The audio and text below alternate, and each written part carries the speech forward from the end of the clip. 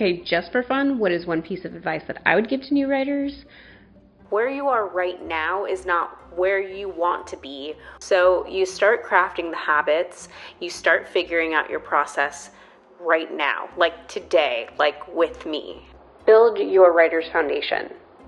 Build your writer's process. Trust your process. Don't let your dreams be dreams. You're conceptualizing an idea, you're developing it into something sturdy, then writing it, revising it, and then rewriting it. Then taking in feedback from peers and professionals. We rarely think about how we as writers, how we're going to build an efficient way to get through that process. You have to create an internal process along with your external writer's process. What helps you write? What keeps you motivated? How do you stay consistent? And those little details, knowing the answers to those questions, can be super beneficial to you. And that only happens if you really know yourself as a writer. To be fair, this is something that I've had to do on my own and figure out on my own, especially as a neurodivergent. So let's talk about that. I'm going to go through some of the questions that you can answer yourself, and I'll also link a document that you can go through these questions. You don't have to write them down or remember them. Start thinking about them as I talk to you about them. But basically, the more answers you know to these questions, I think the better your writing process. Scribes, I just had to stop you really quickly so I could tell you that I've got a new Notion website for you with a bunch of free things, including the script vault, which has the feature script vault and the TV script vault. And if you have a script you'd like to donate, feel free to email me. You can also find a really quick link to my Etsy page where you can buy your own writer verified blue checkmark pin. And once I have free downloads for you, I'm going to drop the link right there. I'm hoping to add more free downloadable resources for you. So let's start with the first thing, which is building habits. Habits are the immediate thing that you do when you're starting anything, especially writing. Where do you like to write? This changes for me all the time. Sometimes I will travel much further to a park or something, maybe out on a patio. This might change for a lot of different people. It might be a day-to-day situation.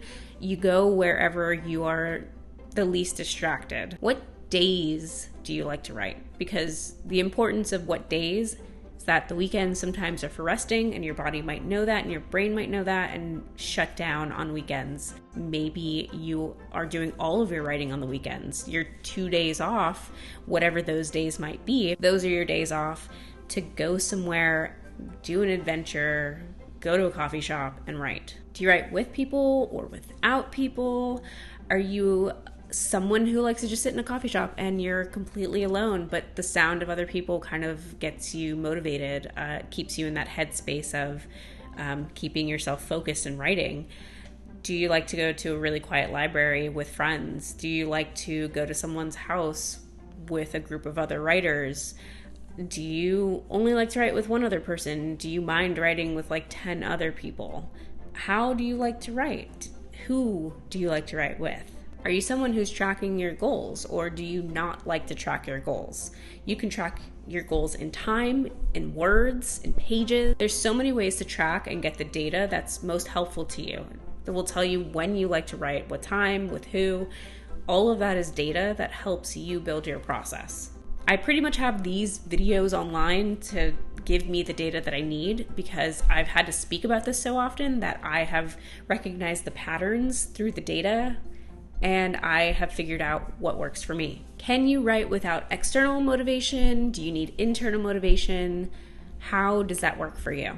Do you need to budget in gifts when you hit milestones? I don't know if you've seen it, but during November, which is the writing month, I buy little gifts for different milestones, for word counts. When I'm writing a novel, I will package them up and put them under a tiny little tree. And those are my gifts to open up every time I hit like 10,000 words, 20,000 words, 30,000 words, get to my 50,000 words. So do you need that kind of external motivation? Last year, I actually found it a little bit more difficult to work on those gifts, maybe because I already knew what they were, so they weren't as motivating. Whereas I used to get a package from Rachel Bateman. She is a novelist, and she used to do these packages that were like writer milestone gifts. They were mostly gifts that were cute little things that motivated you along the way as a writer itself. So a little pin that says storyteller was one that I got one year, a mug that was storyteller driven as well. So when she used to have those gifts, I didn't know what was going to be in them. No one did. So it was a fun surprise. Might have to do something like that. Going out somewhere special does motivate me sometimes. So if I know that I get to go to a garden, or maybe I get to go to a restaurant that I want to go to after I've written a certain amount of words, that is something that's motivating for me sometimes. Going to a coffee shop and having coffee motivates me to get to the location so I can write with my writers group. Or what do you think might motivate you that you can try, and then maybe you can just sort of tweak it to what might work later on for you, and sometimes it changes, so keep that in mind. The next thing that you need to think about with your habits is actually taking a look at your surroundings and figuring out what or who is consuming a lot of your time and stopping you from writing. And what are 3 ways that you can think of that can actually fix that and prevent it? So I know that when I go home, or when I was living at home with my family, I often want to go hang out with them. And that was something that was really easy because they would just come into my room and not know that I had scheduled time to write, and they would want to go and eat out or do something. So I'd have to figure out the right time, the right day, and a way to lessen that distraction for myself. Usually that meant I leave the house on times when they're at work. That's kind of how you have to work on finding the space that you need to do your writing craft, because it will not get better if you don't set aside the time, and you won't finish your projects if you don't set aside the time either. So it's really important. You have to protect your time as an actual writer. Even if you're not published, even if you're haven't been produced, you are writing on spec. So that's on the speculation that you will be eventually picked up, and that means you have to take it very seriously as a professional. Okay, so let's talk about planning and outlining.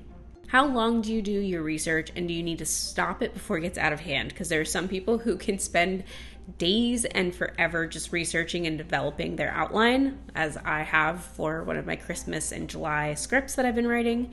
And I've had to tell myself, just move on and get the outline done, and then you can go back and you can fix the details that you really want to before you start the writing. And even after you've drafted, you can still fix and revise certain things by doing a little bit more development or research on a point that maybe you knew you needed to refine. Make a note of it and keep going. It's just going to slow you down and stop you. Your draft needs to exist. Do you outline?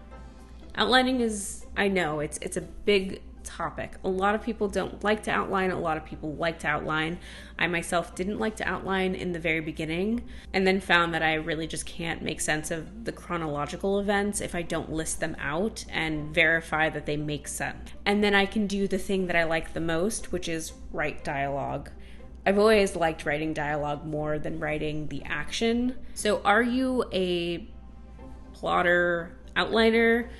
Are you a pantser / discovery writer? A lot of people don't want to do the outlining, which can be fine if you're used to structuring your story without an outline, and you do pretty well with catching all those little plot holes that you might need to sort of sew together or string together, close them up. I personally am less able to do that, so that's why I love outlining. You can have a balance. I did an outlining video, and it has different ways that you can outline, different ways that I personally have already used. Someone in the comments did mention that it's pretty much, if you combine all of the ways, it's basically the snowflake method, I think it was. I have not read the book on snowflake method. I haven't really researched it, but I'm going to throw it up on the screen so that you can see it, because it's a very simple way of you breaking down each step that you really do need to take to write and outline your story. And by doing it in segments like this, makes it feel less overwhelming. Whatever helps you get your outline done or understand storytelling, internalize it as much as you can so it becomes like second nature when you're writing a story, and you're good to go. Just make sure to map out some sort of major beats so that you stay on track. With that comes figuring out how you like to organize your outlining, how you like to organize your note-taking. Find a system that works for you, stick to that system. You're going to need to take notes regardless, whether or not you're in the zero draft stage, the outlining stage, the research and development, all the way to your revised drafts. You're just going to have a space where you keep all of that together. Now, how long does it take you to outline? Does it take you typically like a week, 2 weeks, a month, 2 months to make sure you get all of the details down that you need, all the research in that you need? And how much time can you give yourself to do that? Also, just know to restrict yourself on this outlining phase because you want to get to the writing, and that's the most exciting part, but also you still want to have enough outline so that you can get into the writing stage and feel confident about what you're writing. That's pretty much the planning and outlining stage. The drafting stage. Now, the drafting stage is obviously everybody's favorite. You really want to know what's happening in that stage. It can be overwhelming because of perfectionism. It can be exciting. It can stop you dead when you're in the middle of it. So many things can happen during that stage, and it's probably the most emotional part. There's technical writing being done, but the technical part is the simplest part. It's really the act of getting things from your head onto the page that the translation can sometimes get just completely cut off. Some people might get bored in this stage. Some people might find this stage to be too tedious. There are a lot of things that can happen. But this is also where you have to know yourself so well that you can get over that emotional part with the habits that you've built and with the process that you have. Have you finished a draft? And if not, what stopped you? If you can work back and reverse engineer what happened there, you can build your process around skipping the heartache of stopping a project and never finishing by understanding why you stopped in the first place. Write those down, figure out how to overcome them, figure out how that applies to when you sit down to actually draft. You need to know this answer because no one else is going to know it for you. My process is not going to be your process, and that's completely fine. But also my reasons and what I like to actually write, the fun parts for me are not the same for you. So kind of think it through, kind of try to figure out what you like about the process or what you don't like about the process, and then try to figure out when you go into drafting how to fix that. So again, because I don't like to write any of the action and I don't like to sit there and just detail everything, I want to get to the good parts, which to me, the most fun parts are dialogue. I have everything pre-built in the outline to keep it so that I flow enough and get to do my fun part, which is the dialogue, and get to interact with the characters through the dialogue. And that is why I pre-plan having these steps, because I know that I'm going to have that emotional moment where I'm like, I don't want to write all of this other stuff. It's so boring. I'm unfocused. I don't know what to write. May get stuck in the scene, but at least I know where I'm supposed to be. And if it changes along the way, I can make little additions to a second version of the outline. So I'll keep the same outline. I'll just make a copy of it. I'll start adding in new details to whatever I've come up with. If I've come up with something new and fun, and I will keep myself motivated. So remember, I told you to keep yourself motivated. Know what motivates you. That's how I stay motivated on writing. The other motivation, of course, is going to the coffee shops and drinking the fun, different lattes. That's fun for me. Being with my friends so that I could talk about my story helps keep me motivated also. And so here's some other questions you need to ask yourself. What's 3 things that you can really do to remind yourself to keep going? I sometimes like to keep a little post-it note on my screen that just tells me why I'm writing this. What is the significance of this specific script or story? Because if I know why I'm writing it and what the end goal of telling the story is, and I'm able to effectively communicate that, not only is it really good if you're a writer and a novelist for pitching, it's also really good for keeping you motivated. Okay, revisions and editing. This is basically like, how do you like to edit? Now, reading your own writing is sometimes very boring on its own. If you can't get through reading it, find other ways. We have so much technology now. I've found other ways to actually have things read out loud to me. So you can have a voice assistant read back your PDF or your writing so that you can hear it out loud.